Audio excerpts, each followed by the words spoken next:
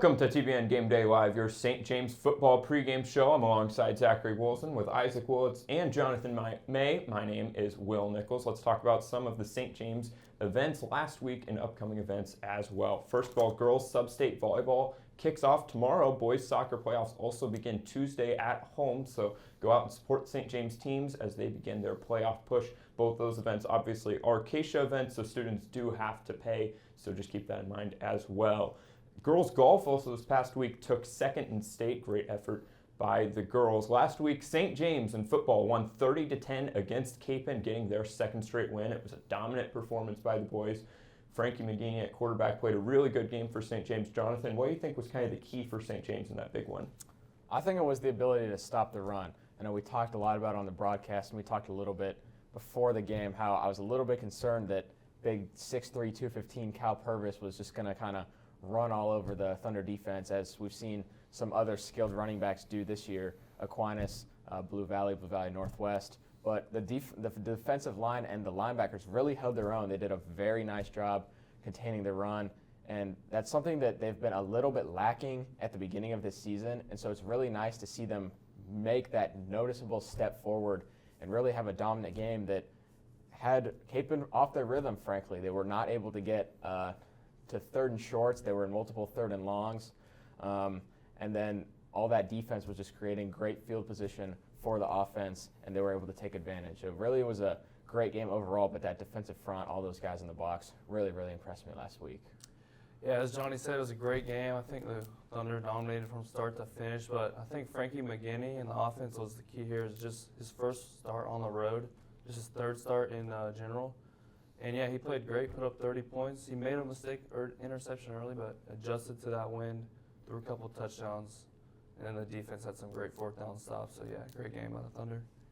Absolutely, definitely a big win for the Thunder last week against Capon. Really important for the playoffs. We'll talk about that a little bit later. This week, St. James plays Blue Valley West. That's going to be the last game of the regular season. Zach, what do you think kind of are the keys for St. James in this battle against the Jaguars? Of course, you got to look to contain Tate Nagy. You know how elusive he is. You know how elusive he can be getting receivers open downfield and stuff and scrambling all over the place. They put up 53 points on us last year, so it's definitely going to be a shootout. It's just going to be interesting to see who can come out on top. Yeah, absolutely. Last year was a big shootout, and containing that Jaguars offense is going to be really important. What do you think St. James needs to do on the offensive end to continue some of their success in the last few weeks? I just think they need to keep going with what they've been doing. It seems to be working. Like we talked about last week, Frankie really looks like he's settled down in that quarterback role and is clicking with all his star receivers. And so I think they just need to keep the offense simple, keep giving him the calls to make easy throws, to make easy reads, look for your playmakers over the middle of the field, that short pass game that we've seen this season that's been so lethal. I think they need to really make sure that continues into the playoffs. And then the offensive line as another aspect that I think has gotten a lot better as this season has gone out. And if they can continue to give Mangini time back there and allow some good running room for John, I think our offense is kind of firing on all cylinders. And I think that any 5A team we play, we have a chance to win. Absolutely. Isaac, what do you think, St. James, they got the playoffs next week. What do you think you want to see St. James really hone in on in this last regular season game before playoff time? I think, as Johnny said, the O-line, right? Nate Bridle will be starting the rest of the way. Luke Neff now done for the year. So yeah, the O-line needs to be there, whether it's Frankie or Tyson playing next week. But the defense, the D-line's been a weakness all year. We really need a pass rush, really need some interior presence from that D-line if we want to make a push in the playoffs. Yeah, absolutely. That's been a really good unit in times for St. James. Also been a unit that has struggled some, so that's going to be an important unit for sure. Really exciting game tonight against the Jaguars. All right, now it's a big game this week for St. James. Even bigger, though, is looking ahead to the playoffs. Zach, can you kind of give us a little bit of a forecast of what St. James might be expecting next week in the playoffs? So this playoff picture is shaping up really interesting for St. James, right? We're basically locked into the 11 seed, win or lose. Like, there's a little couple outliers there, but we're really depending on a couple huge outcomes from tonight's games to figure out who will be playing first round next week. And so it's looking like if everything goes normal, or like regular outcomes in most of the games, then we will be playing either Highland Park or Blue Valley next week in the first round. Of course, we've already seen Blue Valley this season lost by 10 points, and it is pretty unfortunate showing from us. We definitely did not play our best football that night. So it'll be interesting to see what we can do if we get them in a rematch. Yeah, and then that other team we could be playing is Highland Park, but I think Blue Valley is the one to focus on here. What would you feel like about a Blue Valley rematch? Like you said, Zach, this was a tough game for St. James last time, but how do we think that St. James maybe could respond if they did get paired up against Blue Valley in the playoffs?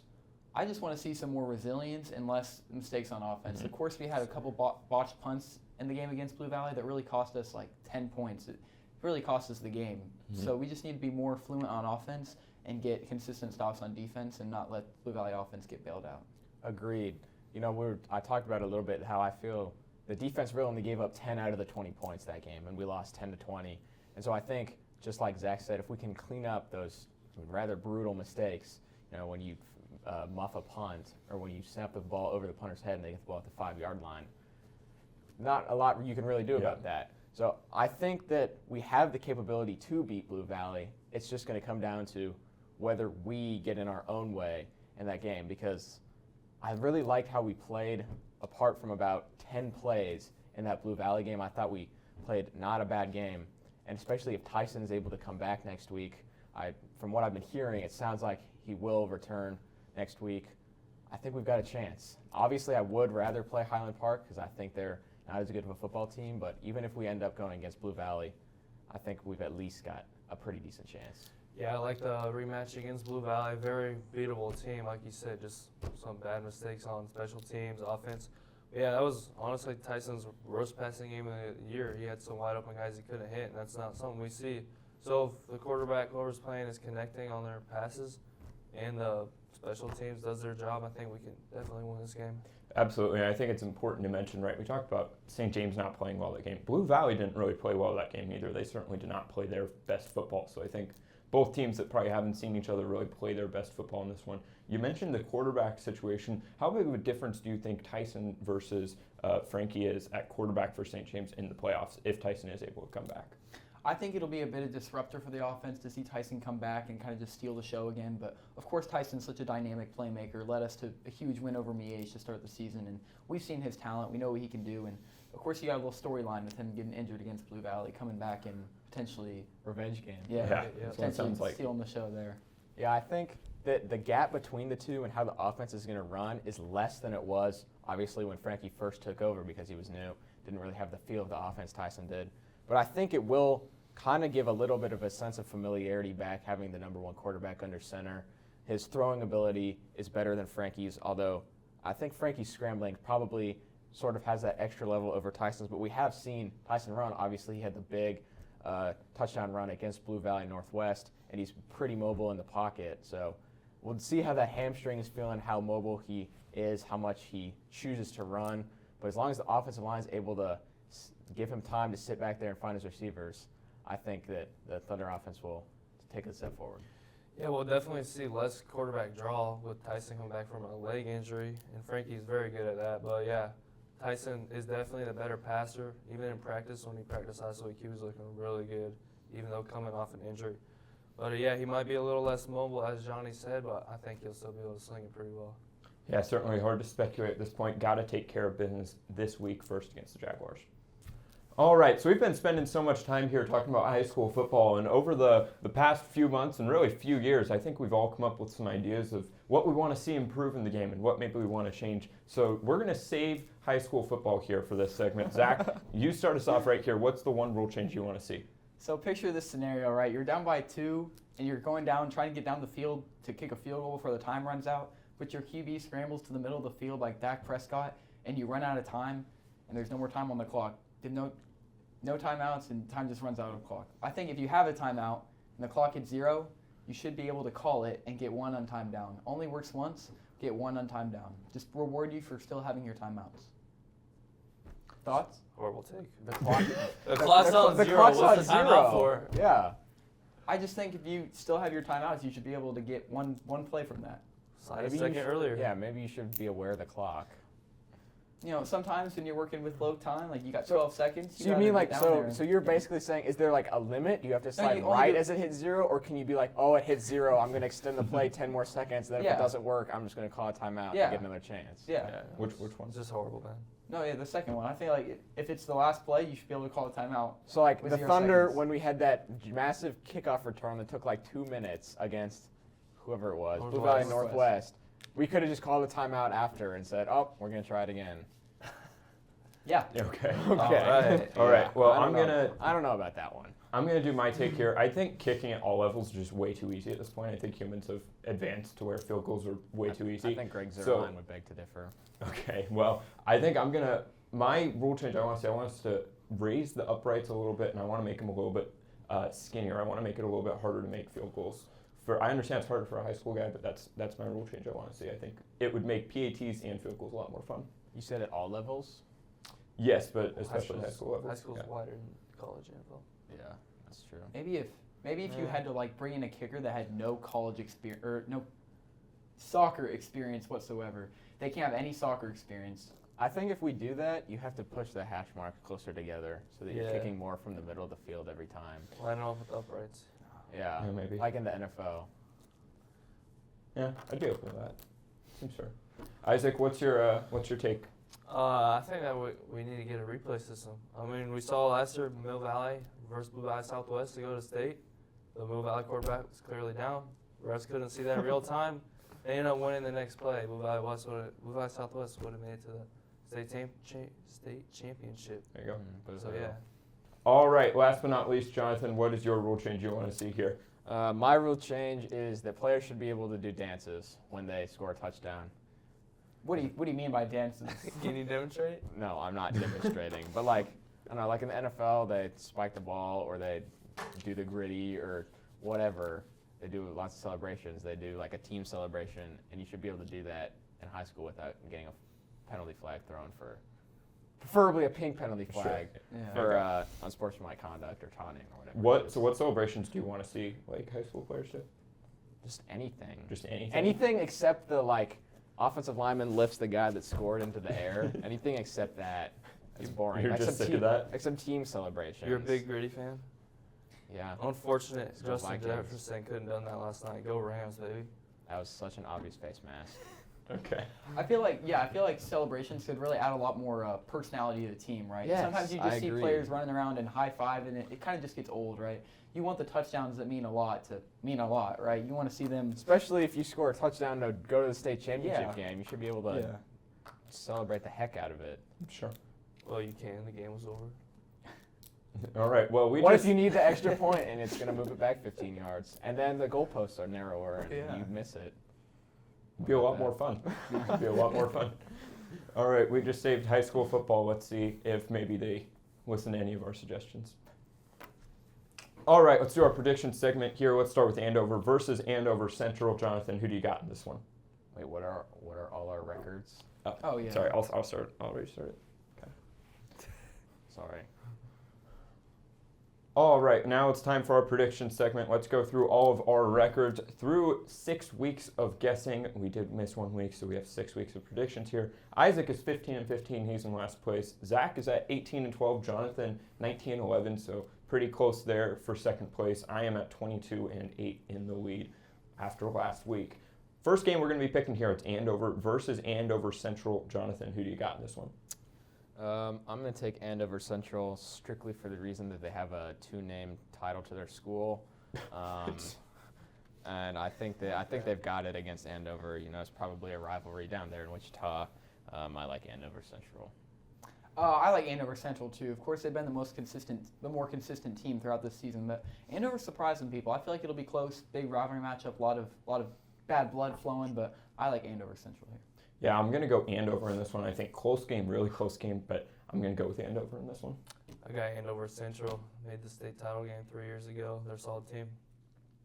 All right, next one we're going to be picking here, Blue Valley versus Bishop Miege, battle of a couple of EKL teams. Isaac, where are you going on this one? Obviously, Blue Valley. Miege is like, 1-6, so yeah, Blue Valley all the way. Jonathan? Yeah, I'm going to agree with him. It's Blue Valley. I don't think it'll be particularly close. I think it'll be closer than if they were to play week 1, but I got Blue Valley by 17 plus. Mm-hmm. I like Blue Valley strictly for the fact their defense is so talented and going to be able to really impose their will on the Mage offensive line, similar to how we did in week 1. So I like Blue Valley here. Yeah, I think I'm also going to go Blue Valley here. Could be a fun game, but I think Blue Valley is going to get the victory in that one. But probably not. Other EKO game we're going to look at here, Blue Valley Southwest versus Blue Valley Northwest. I'm going to pick first on this one. Both teams enter with a 3-game losing streak going into this game, so both teams want to right the ship, obviously, before playoff time. I'm going to go Blue Valley Northwest. I think they're just a little bit more talented, so I'm going to go Northwest. I agree. I'll pick Northwest as well. I think that I agree with you. They're more talented, and if you look at the 3 games they've lost, they're against very tough teams, all 3 of them, so I think they bounce back, get a Week 8 victory heading into playoffs. Blue Valley Northwest. Yeah, I'll also go Blue Valley Northwest. They just look better. Their point differential's better. Yeah, they look like a better team. Yeah, I like the Huskies here, of course. Blue Valley Southwest had a great season last year, really dominated Northwest when they played a year prior, but I like Northwest here to bounce back from their losing streak and get some momentum going into the playoffs. All right, next one here, Lawrence versus Free State. Couple of Lawrence teams in a rivalry. Both are 4-3 heading into this one. Jonathan, where are you going on this one? This was definitely my least clear one of the week, I think. I don't really know a lot about either of these teams, but I'm going to pick Free State. Like you said, Will, they're both 4-3. It is the Lawrence rivalry. I just think Free State's going to pull this one out. I like Lawrence here, actually. Banks Bowen and their offense have been really dynamic. Of course, he's one of the leading passers here in the state. So I think their dynamic offense is going to lead them to a victory. It'll be a shootout. It'll be a great game. I like Lawrence. Yeah, I think it probably is going to be the most fun game of the week in Kansas this year at the high school level. I'm going to go with Lawrence as well. I think a really close game. Like you said, probably a shootout, but I'm going to go Lawrence high. I'm going Free State. They've just been the better team the past couple of years. So, yeah, I'm going Free State. All right, last one we're picking here for the high schools. We got Washburn Rural versus Manhattan. Manhattan comes into this one undefeated. Isaac, do you think they stay that way? Oh, yeah, I think they do. Washburn Rural played some EKO teams and got absolutely killed. So, Manhattan won state title game 2 years ago. I think they're still a very good team. Yeah, I agree with Isaac. I think they do stay undefeated, finish the season 8-0. Like Isaac said, if Washburn is going up against these EKL teams and not having a lot of success, I think an undefeated Manhattan team is going to be tough for them, so I'll take Manhattan as well.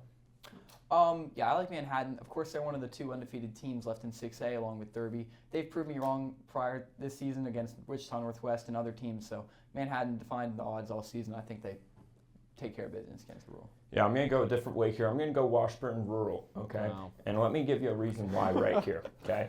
This is Sunflower Showdown week, all right?